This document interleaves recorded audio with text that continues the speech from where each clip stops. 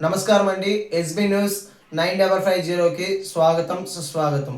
ఏ రోజు వార్త ఆ రోజు మనకు అప్డేట్ కావాలంటే ఎస్బీ న్యూస్ 9550 ఛానల్ను మీరు సబ్స్క్రైబ్ చేసుకుంటే ప్రతిరోజు వార్త మీకు అప్డేట్గా ఉంటుంది.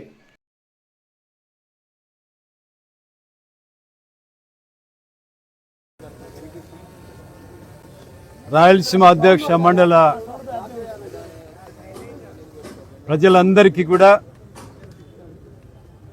మన ప్రియతమ బిషప్ తండ్రి గారు right reverend doctor Peyala Isaac Varaprasad తండ్రి గారి పక్షాన రాయలసీమ అధ్యక్ష మండలపు అధికారులు reverend doctor PDSJ Benhur vice president, reverend C Anandarao vice president secretary,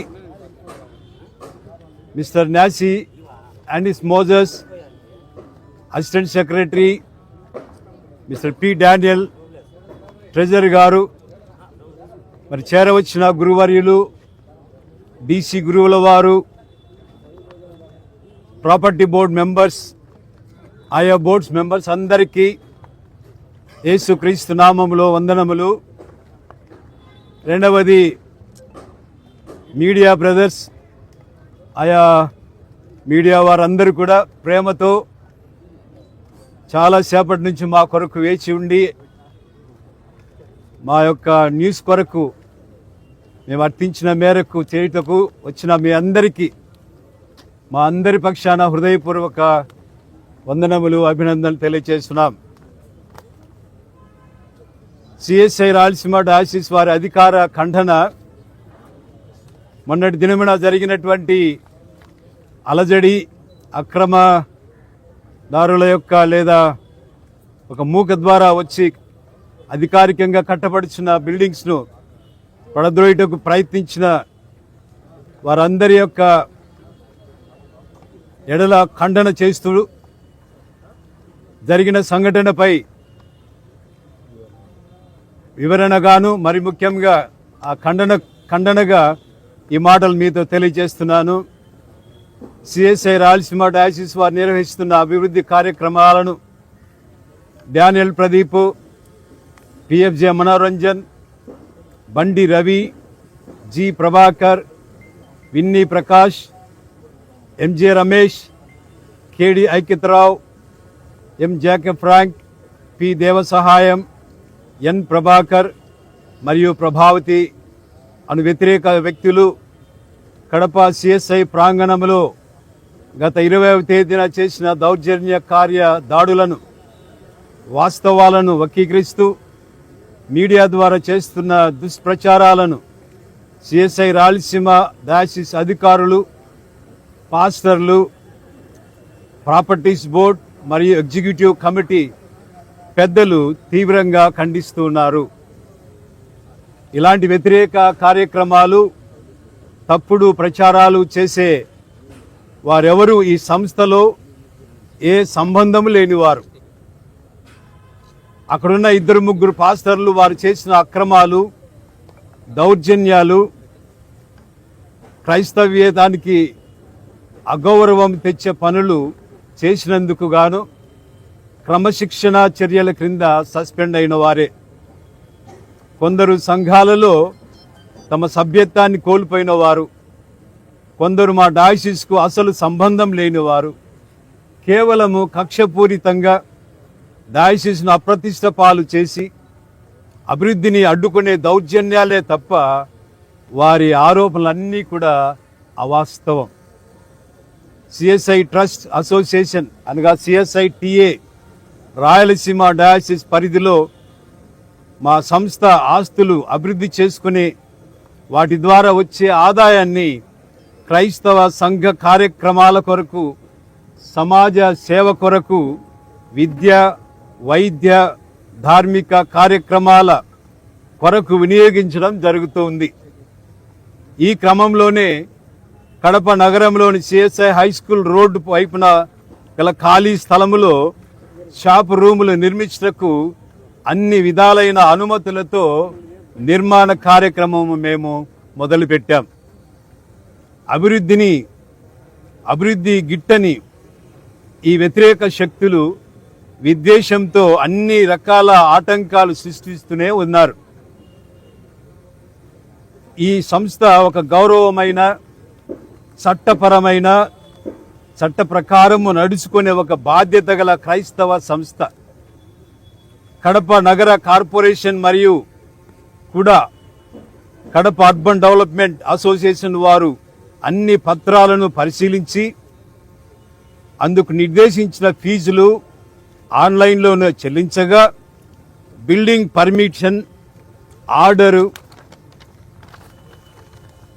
permission number 1013/0015B KAD NGP 2023 ద్వారా పూర్తి అధికార నిర్మాణ అనుమతులు ఏర్పాటు చేయడం జరిగింది. రాయలసీమ డయాసిస్కు CSITA వారు పవర్ ఆఫ్ అటార్నీగా 4 నియమిస్తారు.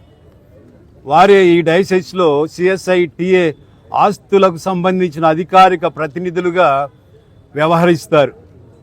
వారు ఈ డయాసిస్ పరిధిలో గల ఆస్తులను అభివృద్ధి చేసుకోవడానికి అవి నిరుపయోగంగా ఆక్రమణలకు తావివ్వకుండా చట్టపరమైన తీర్మానాలతో అనుమతులతో అభివృద్ధి పనులు నిర్మాణాలు కట్టడాలు చేసుకొని వాటి ద్వారా వచ్చే ఆదాయాన్ని డయాసిస్ ఆర్థికంగా బలపడుటకు ఒక ఆర్థిక వనరుగా చేసుకోవడం జరుగుతున్నది. ఆ విధంగా చేసుకోవచ్చు.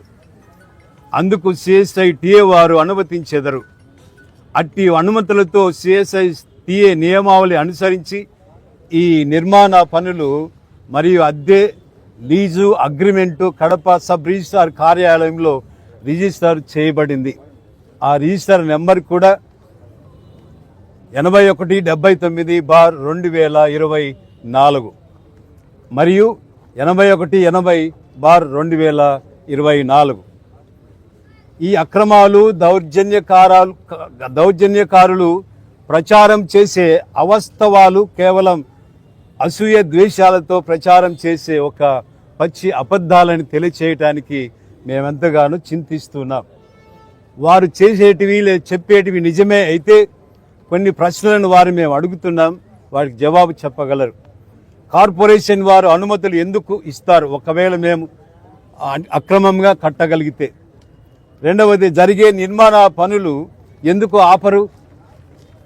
మూడవది, కడప సబ్ రిజిస్ట్రార్ ఆఫీస్లో ఇది అక్రమ రిజిస్ట్రేషన్ అయితే జరిగిన రిజిస్ట్రేషన్ నెంబర్ 8179/2024 మరియు 8180/2024 ఎందుకు రద్దుపరచలేదు? రెవెన్యూ రికార్డులలో డయాసిస్ ప్రాపర్టీ యాజమాన్యం గూర్చి అవకతవకలు ఉంటే రెవెన్యూ శాఖ వారు సీరియల్ నెంబర్ 236-1లో 61 సెంట్లు సబ్ డివిజన్ ప్రక్రియ అనగా రెఫరెన్స్ నెంబర్ B1 1596/2022 ఎందుకు అధికారంగా ఏర్పాటు చేస్తారు? మరొకటి, CSITA అనుమతులు లేకుంటే చెన్నై వారు ఎందుకు ఫిర్యాదు చేసి ఈ నిర్మాణ పనులు రెంటు లీజుల అగ్రిమెంట్ ఎందుకు వీరు రద్దుపరచకూడదు? ఇంకా చెప్పాలి అనంటే CSITA వారు పవర్ ఆఫ్ అటార్నీ ఇవ్వలేదు అని ఆరోపించారు. CSITA వారు బిషప్ గారికి, డయాసిస్ సెక్రటరీ గారికి, ట్రెజరర్ గారికి మరియు ఒక ఎగ్జిక్యూటివ్ కమిటీ సభ్యుడికి 3 అనగా 2/26వ తేదీన అనగా 3వ తేదీ 2వ నెల 2020వ తేదీన CSITA వారు మంజూరు చేసిన పవర్ ఆఫ్ అటార్నీ అధికార పత్రము అది వాస్తవం కాదా?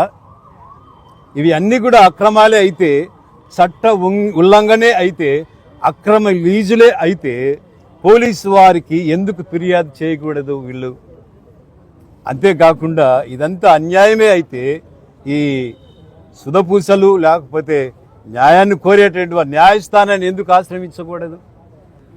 ఇవి ఏవి చేయకపోగా వీధి రౌడీల్లాగా అన్ని అనుమతులతో సక్రమంగా జరిగే ఈ సంస్థ చేపట్టిన అభివృద్ధి నిర్మాణ పనులు జరిగే ఈ ప్రాంగణంలోనికి అక్రమంగా దౌర్జన్యంగా చొరబడి వచ్చి బిల్డింగ్ పైకప్పు పనుల కొరకు ఏర్పాటు చేసినటువంటి సెంటరింగ్ పనిని పీకివేసి దాన్ని కూల్చివేసి పెద్ద గుంపుగా లోనికి తెచ్చుకొని వచ్చి అత్యంత దౌర్జన్యకాండ ప్రవర్తించి ఆ ప్రదేశాన్ని భయభ్రాంతులకు గురి చేశారు.